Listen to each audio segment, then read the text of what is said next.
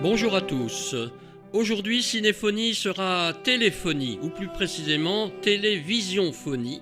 La limite entre les deux supports de diffusion des images animées est floue, pour ne pas dire artificielle et subjective.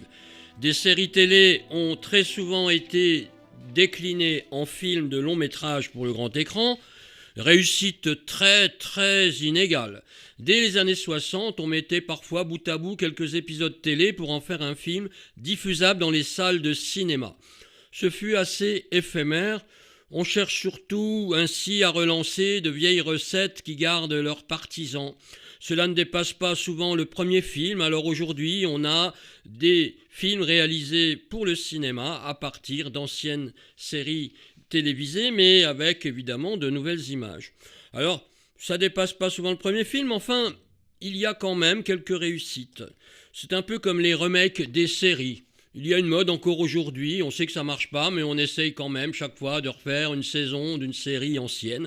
Alors, tout cela va fonctionner ça et là. Alors par exemple, les séries télévisées qui ont donné des suites au cinéma plutôt intéressantes, Star Trek, contre toute attente, avec un nombre de films très important, et même de nouvelles séries. C'est un petit peu en sommeil aujourd'hui.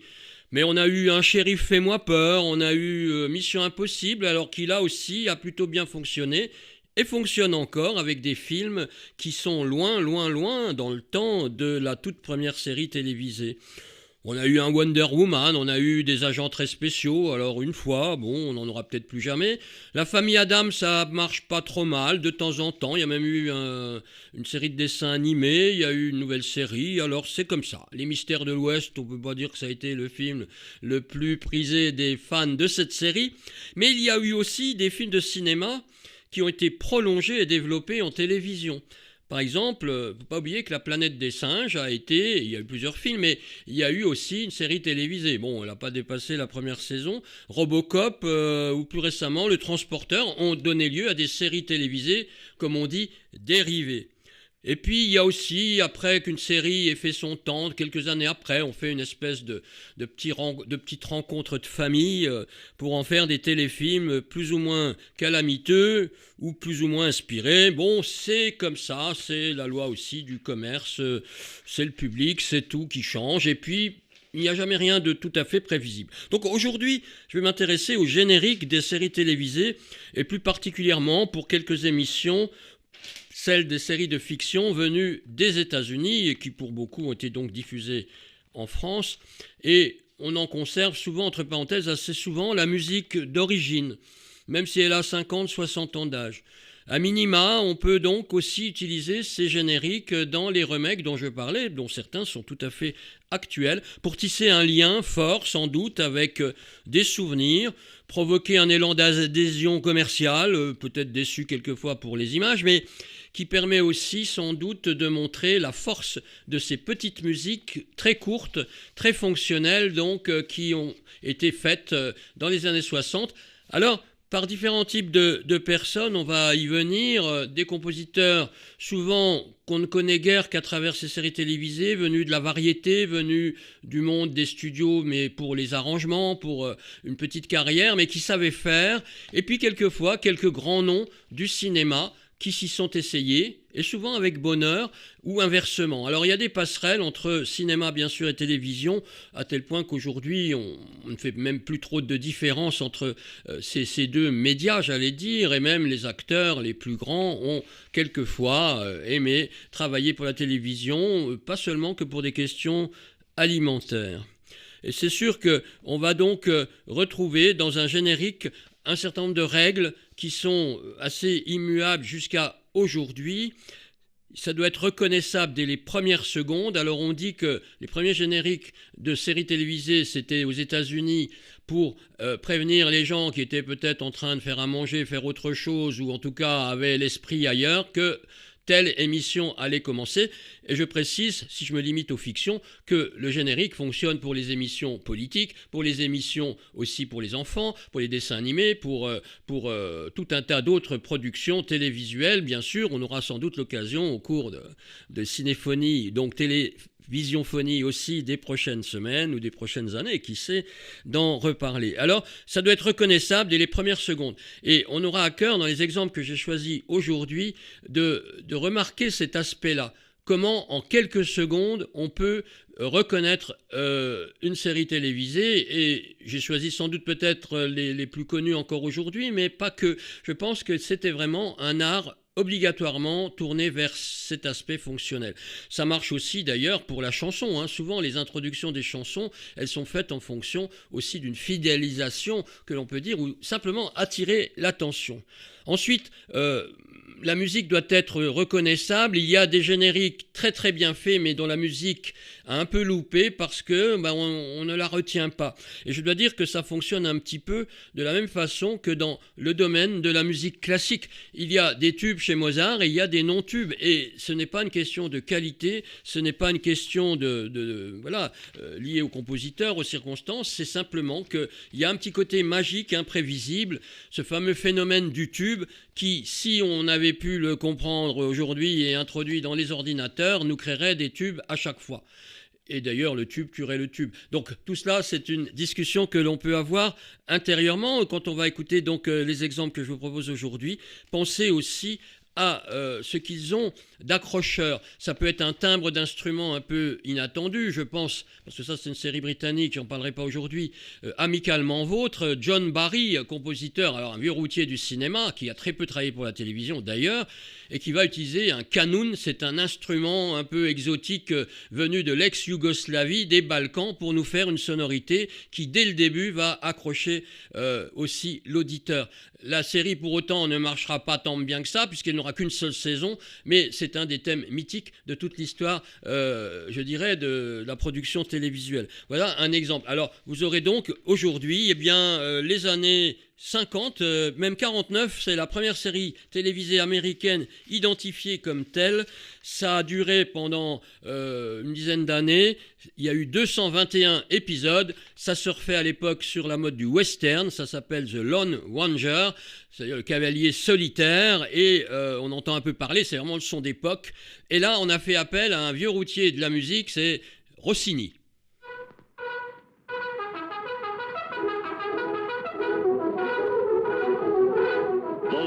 Ranger.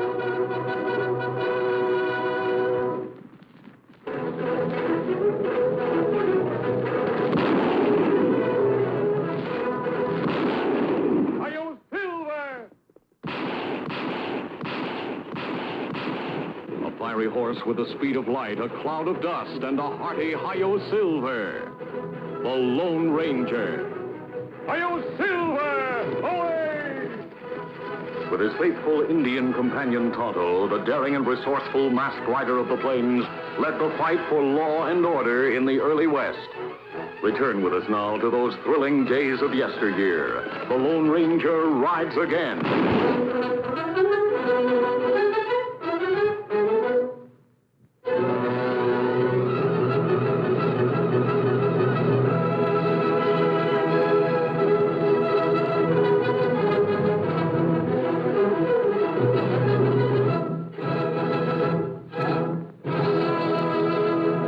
Cinéphonie avec Jean-Marc Illy sur RCF. Et oui, Gioacchino Rossini se retrouve à la télévision, un des thèmes les plus connus, une des rares séries qui a été d'ailleurs produite à cette époque, l'opéra Guillaume Tell de 1829, créé à Paris, son 40e et dernier opéra. Rossini, né en 1792, héros malgré lui de la télévision. Alors c'est vraiment le western qui à l'époque domine. Je passe les étapes, j'ai fait un choix évidemment drastique parmi des centaines de productions de cette époque.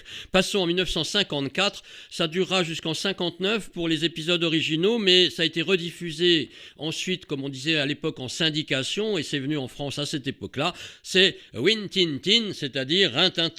So brave is Corporal Rusty, though he is just a boy. How true is Private Rin Tin Tin, they are the Army's pride and joy. Yo, ready, pass through thick and thin. From all the tales of the West, we'll remember remember best Corporal Rusty and Private Rin Tin Tin. You're ready, you're ready, pals through thick and thin. From all the tales of the West, we'll remember best Corporal Rusty and Private Rin Tin Tin. Assez indéfinissable, et on comprend que ça avait pu avoir du succès, que tous les petits gamins, les petites filles peut-être aussi, déjà à l'époque pouvaient chanter ça, et Rin-Tin-Tin, évidemment, ça a bercé, je crois, la jeunesse de beaucoup de monde. 164 épisodes ont donc été produits avec le petit Rusty, et puis donc ce chien, il y en a eu beaucoup qui ont produit, je crois, d'ailleurs, ça n'a pas fait toujours le même. Alors, c'est Stanley Keyana qui a produit cette musique, qui chantait ici avec un petit arrière-fond de chœur entre gospel et country, auteur de chansons, qui a dû gagner un petit peu d'argent de poche avec cette production-là. En 1958, on commence à s'approcher des années 60 et à produire des séries télévisées un petit peu plus organisées, j'allais dire, et qui pour certaines dureront pas mal de saisons. Là, c'est le domaine policier qui va être mise en avant avec Peter Gunn. C'est un détective privé. En 1958, pour 114 épisodes et 3 saisons, Peter Gunn va être mis en musique pour son générique plutôt, par Henry Mancini. Henry Mancini, un des grands noms du cinéma à venir, mais qui, comme beaucoup, a commencé comme arrangeur, comme musicien de studio, comme musicien de cabaret et comme producteur pour la télévision. Eh bien oui, Peter Gunn, ce générique inénarrable et éternel, c'est Henry Mancini, celui de La Panthère Rose et de bien d'autres choses.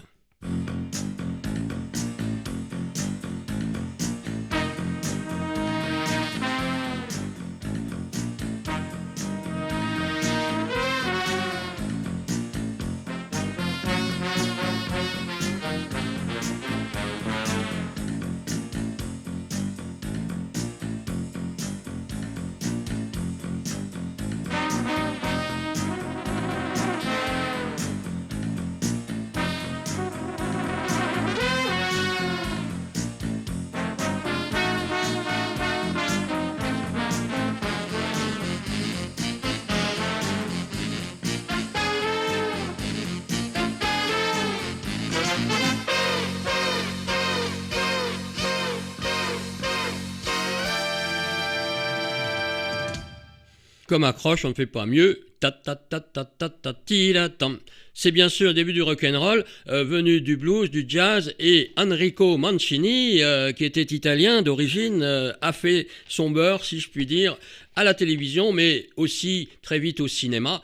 Je parlais de La Panthère Rose, mais c'est bien sûr pas la seule musique qu'il a produite dans toute sa carrière. Là, nous sommes en 1958, apparaît un autre western, ça reste encore la grande mode à l'époque, et y compris d'ailleurs dans le cinéma américain pour encore un bon moment, avant que les Italiens prennent le relais pour des fortunes diverses et variées. C'est la même année, Au nom de la loi, avec Steve McQueen, encore relativement inconnu, parce que s'il y a des compositeurs du cinéma qui vont à la télévision, il y a aussi bien sûr des acteurs, et il y a aussi toute une science visuelle du générique que je ne peux pas évidemment reproduire ici à la radio, qui va aussi beaucoup compter.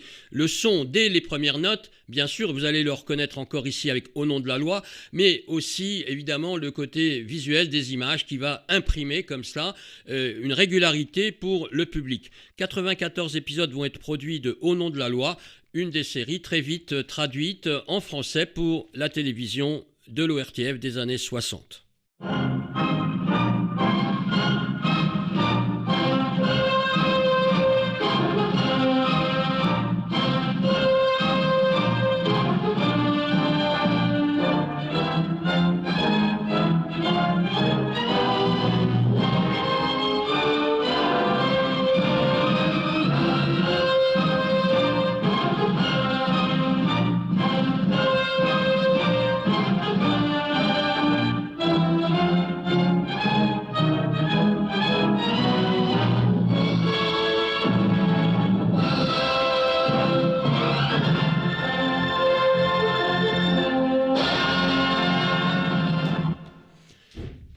Alors ensuite, je vous propose un genre qui va beaucoup envahir la télévision à l'époque, avec des moyens divers aussi, parfois un peu fauchés, mais c'est la science-fiction, ou tout ce qui est aussi science-fiction du quotidien, j'allais dire. En 1959, pour 138 épisodes, c'est la 4e dimension. Et là, c'est une musique tout à fait originale qui a été demandée à un compositeur français contemporain, que j'ai connu comme professeur quand j'étais étudiant, Marius Constant, d'origine roumaine, et il racontait souvent qu'on lui avait demandé de faire ça parce qu'il voulait une musique contemporaine française.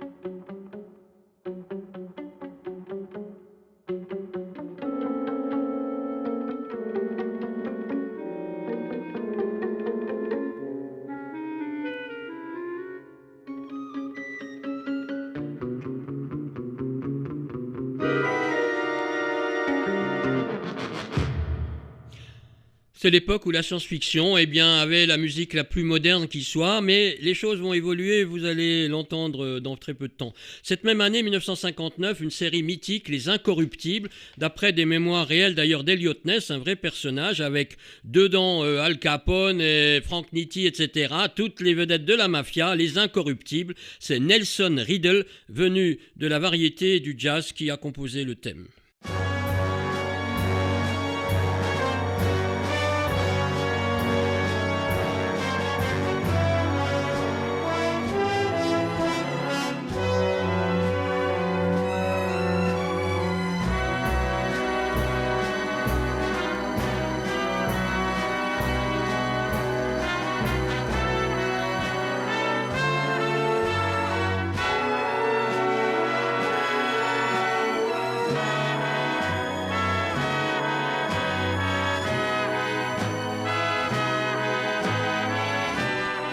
Alors Les Incorruptibles, il y a eu des suites, des films, des nouvelles séries, et en 1959, et c'est parti pour 14 saisons, un des records pendant longtemps à l'époque, je ne parle pas des feuilletons quotidiens, c'est Bonanza, un western à l'ancienne, comme on n'en fait plus, et puis on a arrêté de le faire en 1973, 430 épisodes, alors là on ne peut pas faire plus musique de western.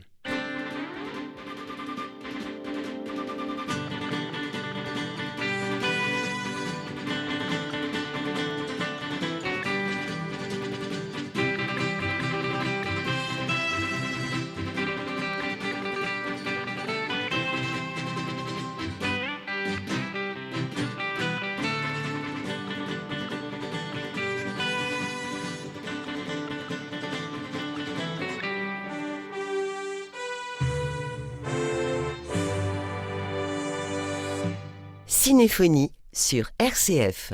Alors, il y en aura encore bien d'autres, et il faut croire que les Français aimaient bien aussi. Il y a eu Chaparral, il y a eu La Grande Caravane, et il y a eu aussi Le Virginien, pour 249 épisodes, et alors un western parmi tant d'autres, musique de Percy Fess, un Canadien qui est surtout connu comme musique easy listening et arrangement de musique pour Noël.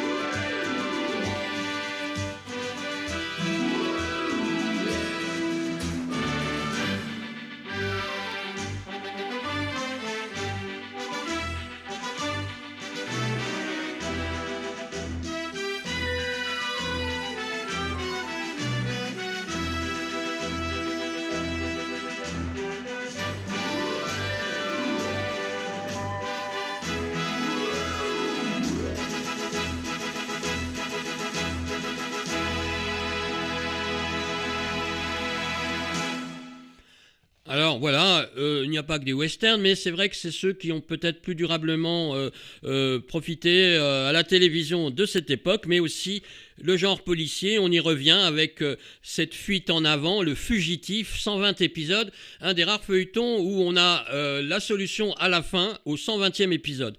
C'est Pete Rugolo, un compositeur italien venu aux États-Unis qui va faire le générique de ce Fugitif, où il y a eu aussi des remakes et films.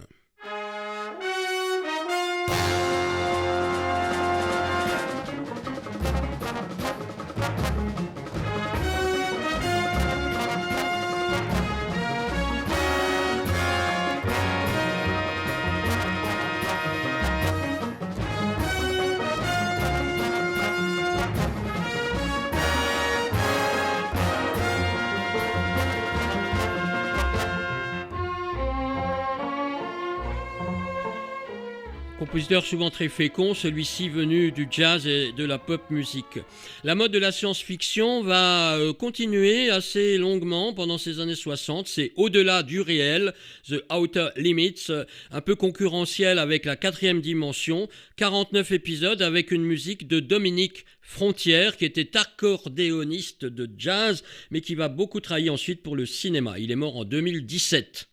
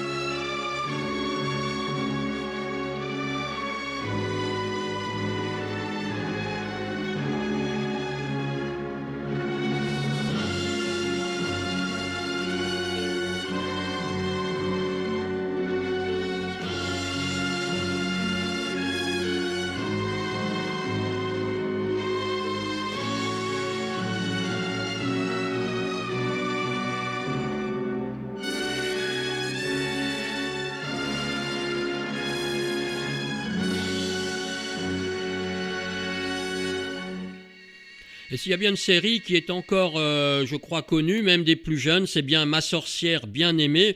Sans doute pas seulement parce qu'il y a eu un film oubliable avec Nicole Kidman en 2005, mais parce que pendant un très grand nombre de saisons, de 64 à 72, 254 épisodes, ce personnage très attachant, cette vie quotidienne un peu, je dirais... un peu améliorée pour la présentation, la bienséance un peu américaine de ces années 60, Ma sorcière bien aimée, un générique qui plus est associé à un dessin animé tout à fait intéressant.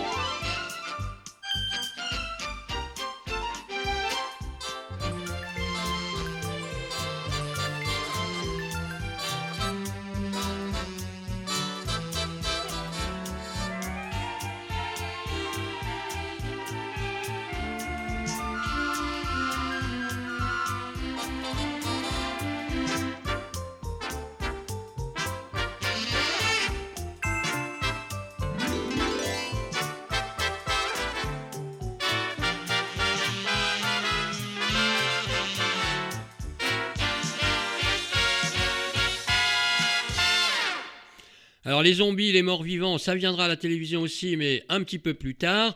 Pour l'heure, c'est de la magie un petit peu gentille, des sorciers et des sorcières très attachants. Et vous avez encore une fois pu remarquer l'accroche du thème qui, dès les premières secondes, nous identifie de quoi il va être question, même si ce n'est pas forcément un style particulier pour ce type de feuilleton d'humour, j'allais dire, et de quotidien, mais voilà, ça fidélise ainsi le public et le générique n'a pas changé pendant toute la durée de cette production. En 1964, c'est une série tourné vers l'espionnage, le policier, l'espionnage et bientôt les intrigues presque politiques vont s'emparer de la télévision. Il s'agit des agents très spéciaux avec un agent russe et un agent américain qui collaborent dans un monde très guerre froide. Alors les agents très spéciaux, c'est le grand Jerry Goldsmith, compositeur de cinéma très fécond, mort en 2004, qui va produire le générique.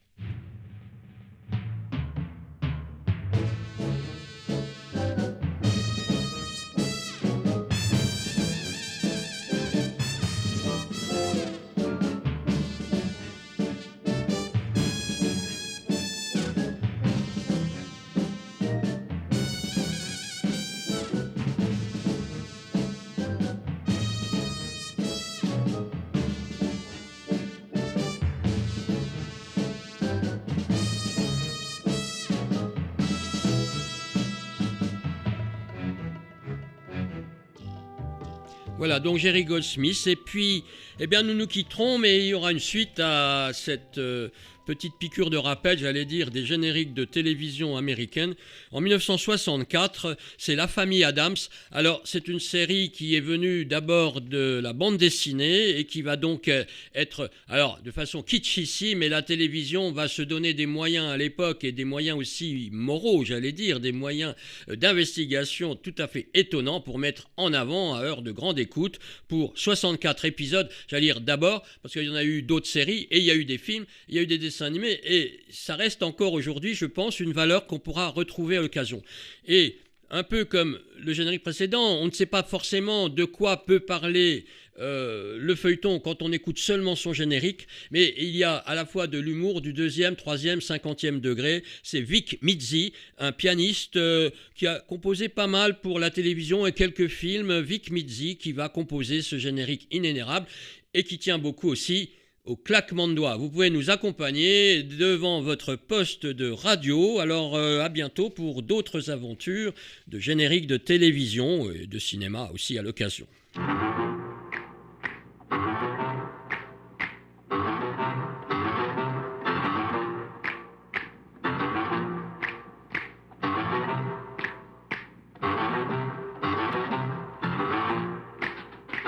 They're creepy and they're kooky, mysterious and spooky. They're all together ooky, the Addams Family. Their house is a museum when people come to see them. They really are a scream, the Addams Family. Neat. Sweet. Petite. So get a witch's shawl on, a broomstick you can crawl on. We're gonna pay a call on the Addams Family.